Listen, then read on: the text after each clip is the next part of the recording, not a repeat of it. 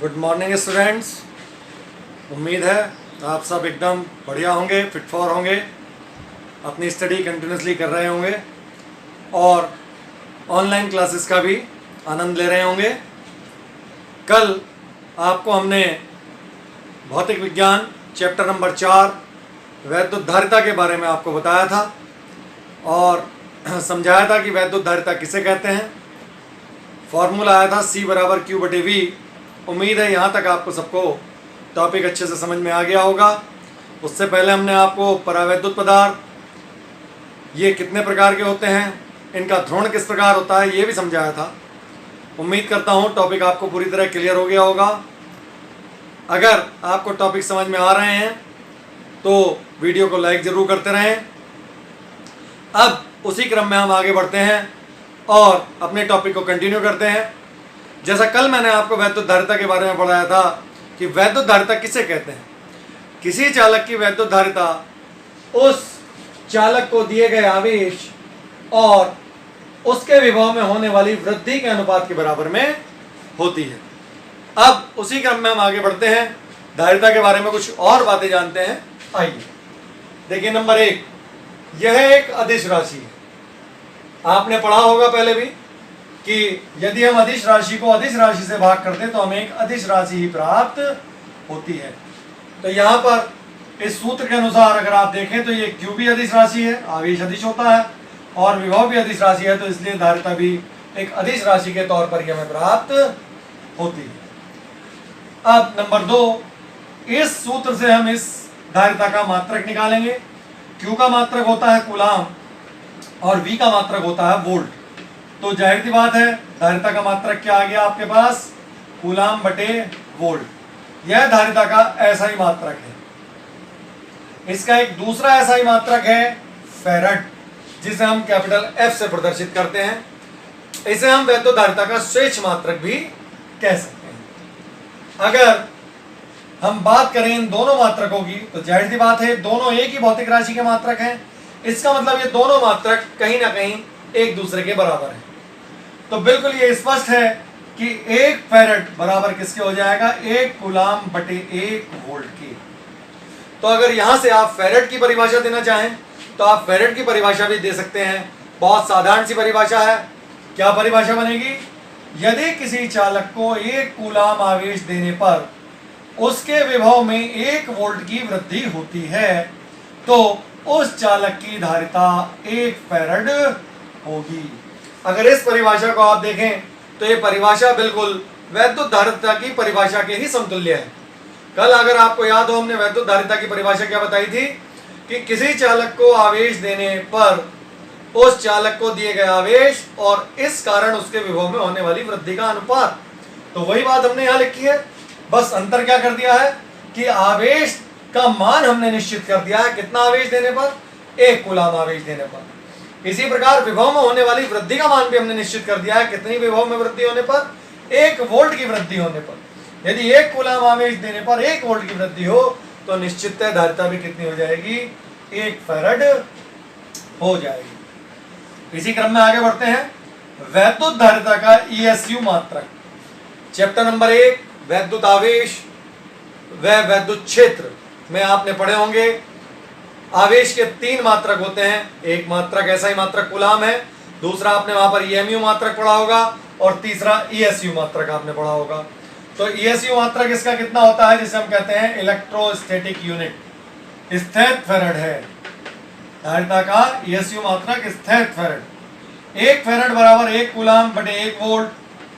1 coulomb बराबर किसके होता है, 3 × 10⁹ स्थैतिक फैराड, स्थैतिक कूलाम के। ये भी आपने चैप्टर नंबर 1 में इसका मान पढ़ा होगा। और 1 वोल्ट होता है 1/300 स्थैतिक वोल्ट, जिसे सॉल्व करके आंसर आता है हमारा 9 × 10⁻11 स्थैतिक फैराड। अर्थात 1 फैराड 9 × 10⁻11 स्थैतिक फैराड के बराबर होता है। तो आप ये देख सकते हैं कि स्थैतिक फैराड की तुलना में फैराड काफी बड़ा मात्रक होता है। उसी क्रम में आगे बढ़ते हैं, वैद्युतधारिता का विमीय सूत्र।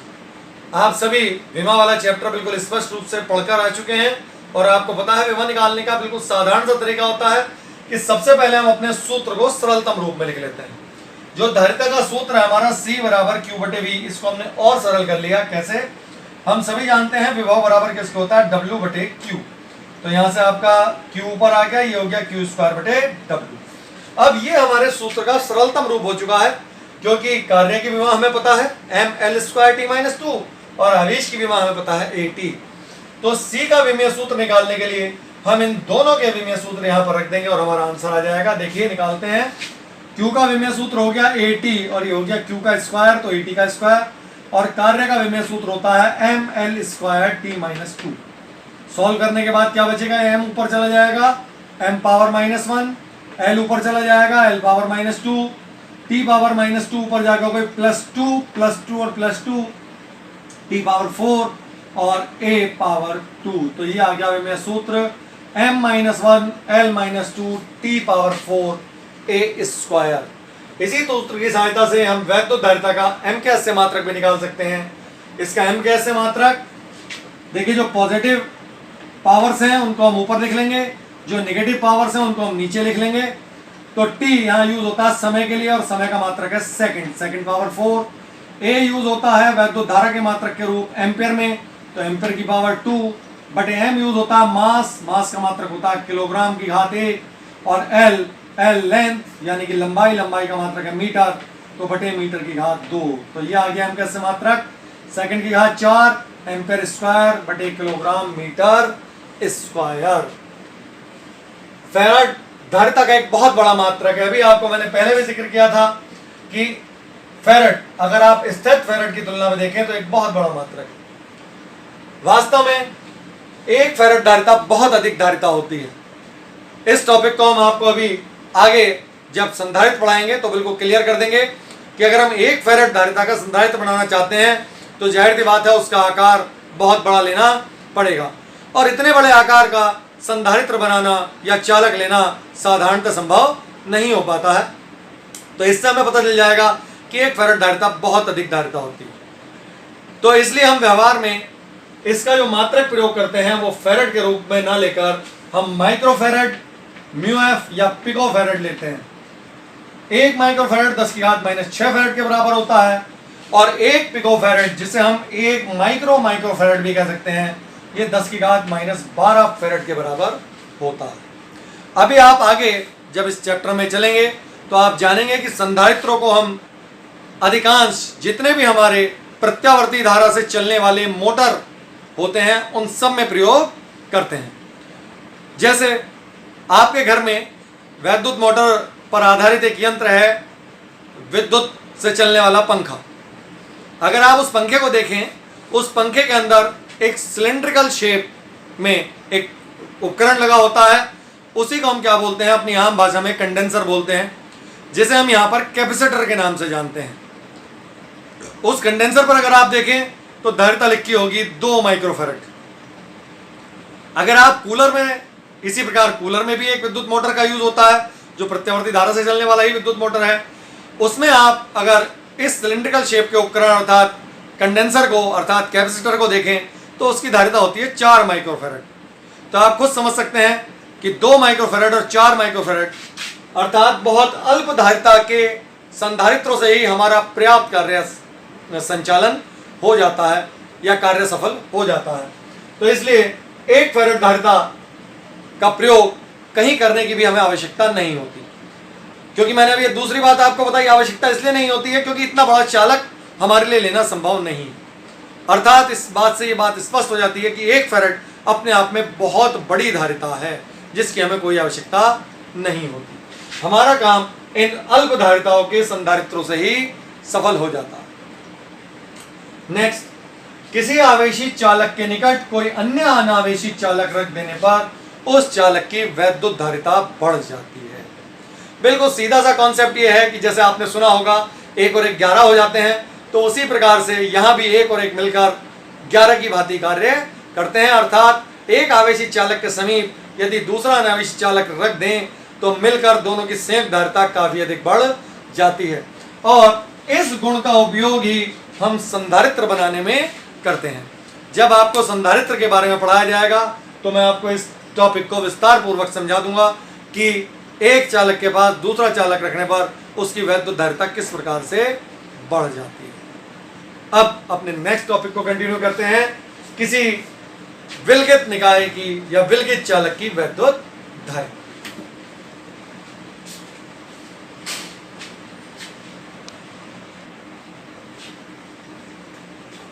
तो अब देखिए आगे चलते हैं अपने टॉपिक पे, विलगित गोलीय चालक की वैद्युत धारिता। विलगित चालक किसे कहते हैं? अगर आपको याद हो तो आपने फर्स्ट ईयर में विलगित चालक की परिभाषा पढ़ी होगी, ऊष्मागतिकी वाले चैप्टर में।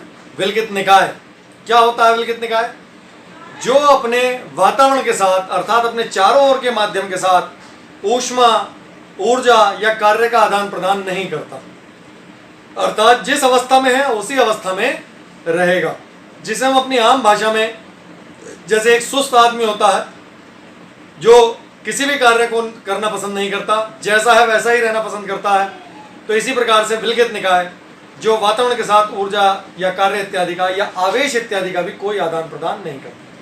कहने का तात्पर्य यह है, जैसे यहां पर हमने O केंद्र व स्मॉल r त्रिज्या का एक गोलीय चालक लिया है, हम इसको माना प्लस क्यू आवेश दे देते हैं, तो इसको यहां विलगित निकाय इसलिए कहा गया है क्योंकि हमने इसको जितना आवेश दे दिया, अब ना तो इससे ज्यादा इसका आवेश बढ़ेगा और ना ही इससे ज्यादा इसका आवेश कम होगा, अर्थात ये ना तो वातावरण से कोई आवेश लेगा और ना ही आवेश का वातावरण में क्षरण करेगा, अर्थात जितना आवेश है उतना ही रहेगा, इसलिए इसको हमने कहा है विलगित निकाय।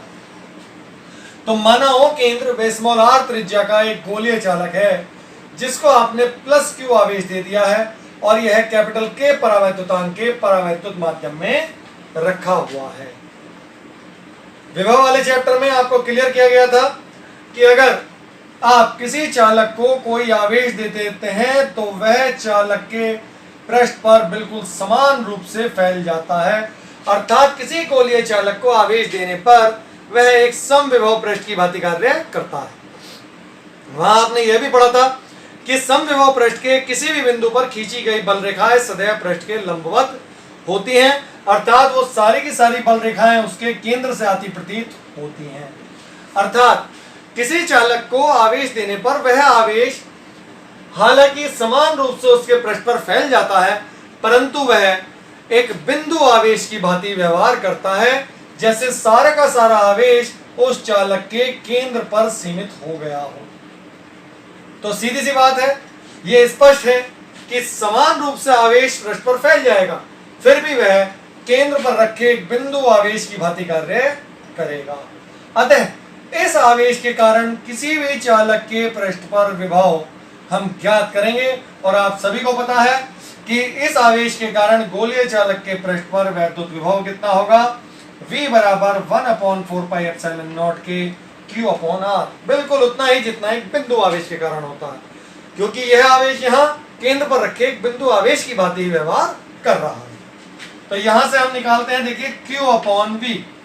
Q/V क्यों निकाला हमने? क्योंकि धारिता की परिभाषा यही कहती है कि वैद्युत धारिता Q और V के अनुपात के बराबर होती है।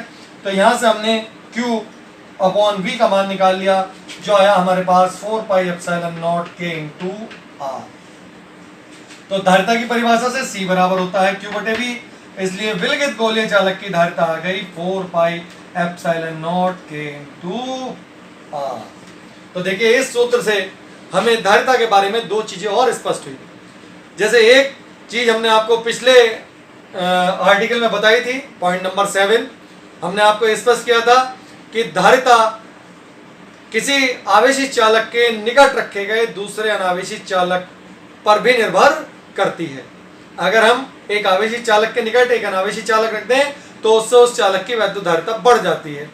तो अब और यहां से देखिए दो चीजें स्पष्ट हुई कि धारिता और कौन कौन से भौतिक कारकों पर निर्भर करती है। तो देखिए यहां से स्पष्ट हुआ कि C समानुपाती है K, अर्थात किसी चालक की वैद्युत धारिता उसके चारों ओर के माध्यम के परावैद्युतांक पर भी निर्भर करती है। अगर हम माध्यम का परावैद्युतांक बढ़ा दें तो धारिता बढ़ जाएगी। स्पष्ट ये हुआ कि साधारणतः जैसे हम बात करें किसी भी चालक की, तो यदि वो वायु में रखा हुआ है तो वायु के लिए K का मान सबसे कम होता है, तो उसकी वैद्युत धारिता वायु में सबसे कम होगी। यदि हम वायु के अलावा उसके चारों ओर कोई भी अन्य परावैद्युत माध्यम रख दें तो उसकी वैद्युत धारिता वायु की तुलना में बढ़ जाएगी। इसी क्रम में देखिए आगे बढ़ते हैं। तो जैसे ये वैद्युत धारिता चारों ओर के माध्यम के परावैद्युतांक पर निर्भर करती है, उसी प्रकार आप देख रहे हैं ये वैद्युत धारिता चालक की त्रिज्या पर भी निर्भर कर रही है। अर्थात चालक की त्रिज्या जितनी अधिक होगी वैद्युत धारिता भी उतनी ही अधिक होगी। तो सीधे सीधे हम ये कह सकते हैं कि वैद्युत धारिता चालक के आकार पर निर्भर करती है। अर्थात चालक जितने बड़े आकार का होगा, जैसा कि मैंने आपको पिछले आर्टिकल में भी स्पष्ट किया था कि 1 फैराड बहुत अधिक वैद्युत धारिता है और उस वैद्युत धारिता के लिए हमें चालक का आकार बहुत अधिक बढ़ाना पड़ेगा। तो देखिए ये बात यहाँ बिल्कुल स्पष्ट हो गई है कि कहीं ना कहीं चालक की वैद्युत धारिता चालक के आकार पर भी निर्भर करती है और चालक का आकार बढ़ाने पर अर्थात उसकी त्रिज्या बढ़ाते चले जाने पर वैद्युत धारिता बढ़ती चली जाएगी। इसी क्रम में हम आगे बढ़ते हैं। देखिए अब हम निकालेंगे पृथ्वी की धारिता। क्यों? क्योंकि पृथ्वी भी हमारा एक गोलीय चालक है और अभी हम पढ़कर आ रहे हैं किसी विलगित गोलीय चालक की वैद्युत धारिता कितनी होती है 4πε0 k/r। तो इसी फॉर्मूले से हम पृथ्वी की वैद्युत धारिता निकाल सकते हैं, क्योंकि पृथ्वी के लिए हमें त्रिज्या का मान पता है। पृथ्वी की त्रिज्या होती है 6400 किलोमीटर अर्थात 6.4 × 10⁶ मीटर। तो सीधे सीधे हम पृथ्वी की त्रिज्या का मान इस सूत्र में लगाएंगे। चूंकि हमारी पृथ्वी वायुमंडल में स्थित है, अंतरिक्ष में, यानी कि चारों ओर, हालांकि ये कहते हैं कि वहां निर्वात है, लेकिन अगर हम वहां कोई माध्यम मान भी लें तो वहां सबसे सरलतम माध्यम होगा वायु, और वायु के लिए k क्या होता है 1 होता है। 4πε0 का मान आपको पता ही है, 1/4πε0 का मान होता है 9 × 10⁹ न्यूटन मीटर स्क्वायर प्रति कूलाम स्क्वायर। तो इसलिए 4πε0 का मान उसका अपोजिट हो जाएगा 1/9 × 10⁹ k का मान 1 और r का मान 6.4 × 10⁶ मीटर। तो जब हम इसे सॉल्व करेंगे तो आ जाएगा 0.711 × 10⁻³ फैराड या 711 × 10⁻6 फैराड, और 10⁻6 फैराड आप सभी को बताया था किसके बराबर होता है 1 माइक्रोफैराड के। तो इस सूत्र के अनुसार पृथ्वी की धारिता आ जाएगी 711 माइक्रोफैराड। आपको बताया था हम अपने यंत्रों में 2 माइक्रोफैराड, 4 माइक्रोफैराड या 10 माइक्रोफैराड, 15 माइक्रोफैराड का संधारित्र प्रयोग करते हैं।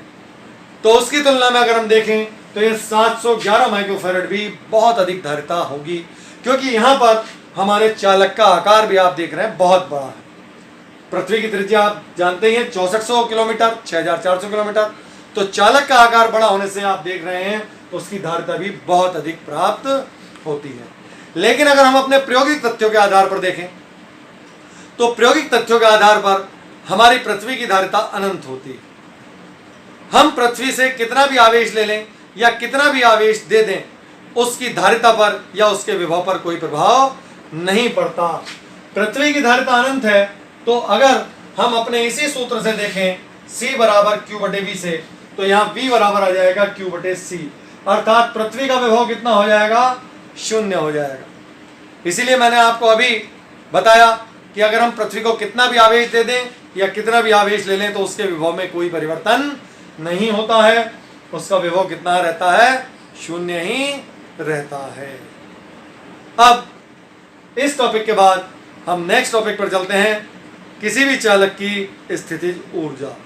अब बात आती है स्थितिज ऊर्जा की, तो जैसा कि आपको पहले भी बता दिया गया था, स्थितिज ऊर्जा क्या होती है, कहीं ना कहीं किसी ना किसी बल के विरुद्ध किया गया कार्य।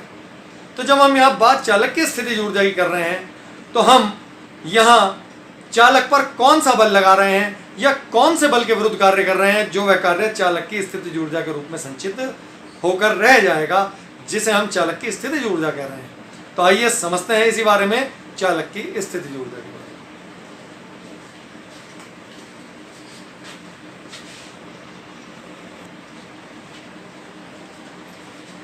तो स्टूडेंट्स देखिए, हम बात कर रहे थे आवेशी चालक की वैद्युत स्थितिज ऊर्जा की।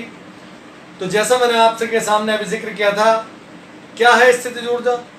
किसी भी चालक को आवेश देने में जो बाह्यकर्ता द्वारा कार्य किया जाता है वही उसके में वैद्युत स्थितिज ऊर्जा के रूप में संचित हो जाता है। अब बात यह आती है कि कार्य क्यों किया जाता है। देखिए, प्रारंभ में जब कोई भी चालक हम लेते हैं तो उस पर कोई भी आवेश नहीं होता, अर्थात उसका आवेश क्या होगा, शून्य होगा। जब उसका आवेश शून्य होगा तो उसका विभव भी जाहिर सी बात शून्य होगा, क्योंकि आपने पढ़ा है V समानुपाती किसके, Q के। धारिता पढ़ाते समय भी आपको सबसे पहले बताया था कि V समानुपाती होता है Q। जैसे जैसे हम आवेश बढ़ाते चले जाते हैं विभव भी बढ़ता चला जाता है। तो जब प्रारंभ में चालक पर कोई आवेश नहीं है तो उसका विभव भी क्या है, शून्य है। परंतु जब हम उसको आवेश देना प्रारंभ करते हैं, तो देखिए जब हम उसको आवेश देंगे तो सबसे पहले हम उस आवेश का थोड़ा सा भाग चालक को देंगे। तो चूंकि उससे पहले चालक पर कोई आवेश नहीं था, तो इसलिए अब जब हम सबसे पहला भाग चालक को देंगे तो हमें उस समय कोई भी कार्य नहीं करना पड़ेगा।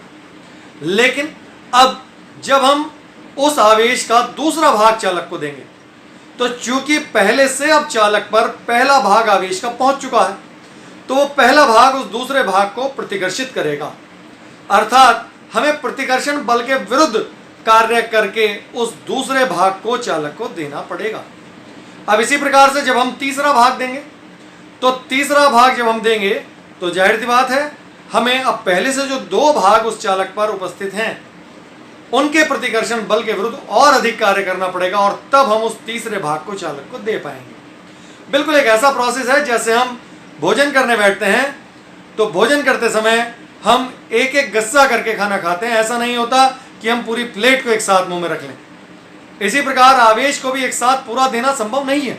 हम उस आवेश को भी टुकड़ों में ही चालक को देंगे, और जब धीरे धीरे चालक पर उन टुकड़ों में दिया गया आवेश पहुंचता चला जाएगा, तो जो नया आवेश हम उस चालक को देंगे तो पहले से जो चालक पर अब मौजूद आवेश है उसके प्रतिकर्षण के विरुद्ध वही कर्ता को कार्य करना पड़ेगा, और वही कार्य चालक में स्थितिज ऊर्जा के रूप में इकट्ठा हो जाएगा। तो इसीलिए हमने परिभाषा दी है, किसी चालक को आवेशित करने में बाह्य स्रोत द्वारा किया गया कार्य ही चालक की वैद्युत स्थितिज ऊर्जा कहलाता है। तो देखिए वैद्युत स्थितिज ऊर्जा निकालने के लिए हमें क्या निकालना पड़ेगा, सीधी सी बात है हमें कार्य निकालना पड़ेगा। और कार्य का फॉर्मूला आप जानते हैं क्या होता है, इस चैप्टर में या इससे पिछले चैप्टर में आपने पढ़ा होगा, V बराबर W/Q या W बराबर V/Q। तो हमें यहाँ पर चालक का विभव ज्ञात करना पड़ेगा। तो देखिए विभव निकालते हैं। जैसा कि हमने आपको बताया, यदि किसी चालक की धारिता C फैराड है और उस पर प्रारंभ में कोई आवेश नहीं है, तो यदि आवेश नहीं है तो उसका विभव भी शून्य होगा। और चूंकि विभव आवेश के समानुपाती होता है, तो जैसे जैसे हम चालक को आवेश देते चले जाएंगे उसका विभव बढ़ता चला जाएगा। माना चालक को आपने कुल Q कूलाम आवेश दिया, तो उसके विभव में कुल वृद्धि होने के बाद उसका कुल विभव कितना हो गया, V वोल्ट हो गया। तो देखिए प्रारंभ में विभव कितना था, शून्य, और अब अंतिम विभव कितना हो गया, V। तो उस चालक का औसत विभव कितना हो गया, औसत निकालने के लिए दोनों को जोड़ेंगे और 2 से भाग कर देंगे, ये विभव आ गया V/2। तो चालक को आवेश देने में किया गया कार्य कितना हो गया, बिल्कुल साधारण, कार्य बराबर आवेश गुणा औसत विभव। तो आवेश हो गया Q, क्योंकि कुल आवेश आपने कितना दिया Q, और विभव हो गया V/2, तो ये हो गया हाफ QV। और यही कार्य चालक की वैद्युत स्थितिज ऊर्जा होगा, इसलिए U बराबर किसके हो गया, हाफ Q × V। पहला सूत्र आपके पास है। इस सूत्र को आप थोड़ा सा कन्वर्ट कर सकते हैं दूसरे सूत्र में, कह सकते हैं कि हम मॉडिफाइड कर रहे हैं। देखिए कैसे, हम सभी को पता है इस चैप्टर में हमने पढ़ा एक फॉर्मूला Q बराबर CV। तो हम यहाँ Q का मान रख देंगे कितना, CV। तो ये हो गया हाफ, Q की जगह रख दिया हमने CV, और ये V पहले से है तो ये फॉर्मूला बन गया हाफ CV²। तो यह फॉर्मूला स्थितिज ऊर्जा का दूसरा सूत्र है, अर्थात स्थितिज ऊर्जा का दूसरा रूप आप इसको कह सकते हैं। इसी प्रकार हम इसको तीसरे सूत्र में भी बदल सकते हैं। कैसे, देखिए अभी हमने पढ़ा Q बराबर CV, तो यहाँ से V बराबर किसके हो जाएगा, V बराबर हो जाएगा Q/C के।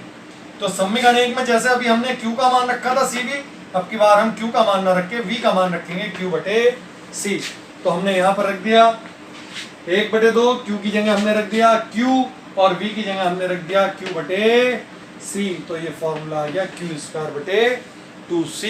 तो इस प्रकार आप देखते हैं चालक की वैद्युत स्थितिज ऊर्जा के 3 रूप हैं, U बराबर हाफ QV, U बराबर हाफ CV² और U बराबर Q²/C।